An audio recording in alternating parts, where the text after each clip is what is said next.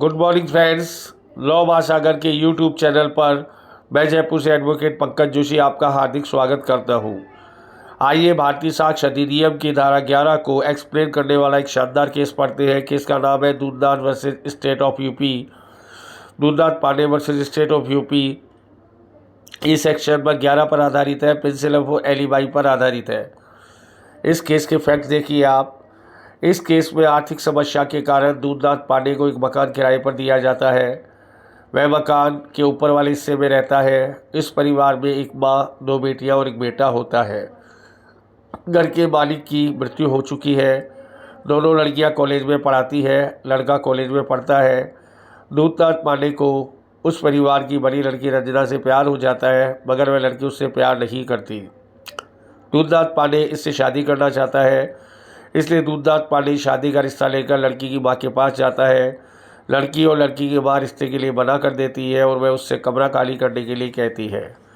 दूधनाथ पांडे को इस बात पर गुस्सा आता है और वह हैबियस कॉर्पस की रेट उच्च न्यायालय में लगाता है और वहाँ पर इस चीज़ को पेश करता है कि रंजना को उसके घर वालों ने ज़बरदस्ती कैद कर रखा है।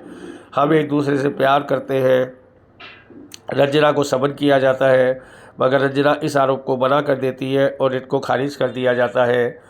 इस प्रकार उसका ये जो चाल है, दाव है, वो फेल हो जाता है। और सेकंड क्या करता है दूधनाथ पांडे, फिर पारिवारिक न्यायालय में रुख करता है और रेस्टिट्यूशन ऑफ कॉन्जुगल राइट्स के लिए केस लगाता है। और वहाँ पर वो ये सिद्ध करना चाहता है कि रंजना उसकी विवाहित पत्नी है, लेकिन उसको फिर समन किया जाता है और जो है वो वहाँ पर मना कर देती है और इस केस को भी डिसमिस कर दिया जाता है। दूधनाथ पांडे उसके घर पर जाता है और शादी न करने पर अंजाम भुगतने की धमकी देता है। एक दिन रंजना कॉलेज जाती है, वह उसका भाई भी साथ था। वह कॉलेज के बाहर उसके भाई को मार देता है, उसका मर्डर कर देता है, उसकी हत्या कर देता है।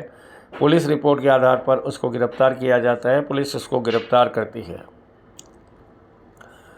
गिरफ्तार होने के बाद वह प्रिंसिपल एलिबाई का तर्क देता है। इसके लिए वह ऑफिस की अटेंडेंस शीट दिखाता है और अपने सहकर्मियों की गवाही दिलवाता है। उसका ये कहना था कि जिस समय मर्डर हुआ था वो उस घटना स्थल पर नहीं था, वो अन्यत्र था, वो ऑफिस में था। और इसके लिए वह अपनी अटेंडेंस शीट और सहकर्मियों की गवाही दिलवाकर अपने तर्क को करोबरेट करना चाहता है कि मर्डर के समय वो वहाँ पर था ही नहीं। उच्च न्यायालय इस तर्क को पूरी तरीके से अस्वीकार कर देता है, क्योंकि उसके ऑफिस और घटना स्थल में महज 5 मिनट का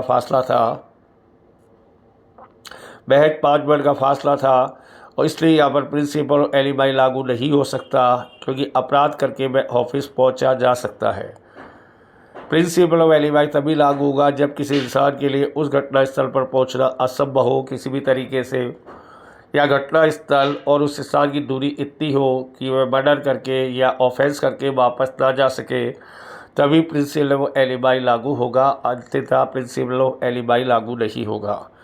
So principle of alibi is not applicable in the above case because distance between office and crime is for barely 5 minutes. So appeal had been dismissed by Supreme Court. कुल मिलाकर धारा 11 भारतीय साक्ष्य अधिनियम की ये बताती है कि प्रिंसिपल ऑफ एलिबाई का तर्क तभी एप्लीकेबल होगा, तभी एडमिसेबल होगा जब घटना स्थल, क्राइम स्पॉट और उस स्थान की दूरी इतनी ज़्यादा हो कि किसी भी तरीके से ये कल्पना से बाहर हो कि उस स्थान पर जो है क्राइम करके वापस अपनी जगह पर आया जा सकता है, तभी प्रिंसिपल ऑफ एलिबाई लागू होगा। यदि उस स्थान पर क्राइम करके आया जा सकता हो तो प्रिंसिपल ऑफ एलिबाई लागू नहीं होगा। भारतीय साक्ष्य अधिनियम की धारा 11 लागू नहीं होगी। तो भारतीय साक्ष्य अधिनियम की 11 को Dudhnath Pandey versus state of UP एक शानदार एग्जाम्पल है, जिसे उच्चतम न्यायालय ने ठुकरा दिया था कि प्रिंसिपल ऑफ एलिबाई यहाँ पर लागू नहीं हो सकता, क्योंकि ऑफिस से क्राइम स्थल पर क्राइम करके वापस आया जा सकता है और 5, 10, 15, 20 मिनट के हेरफेर को शो किया जा सकता है। इसलिए प्रिंसिपल ऑफ एलिबाई यहाँ पर लागू नहीं होगा। Thank you very much.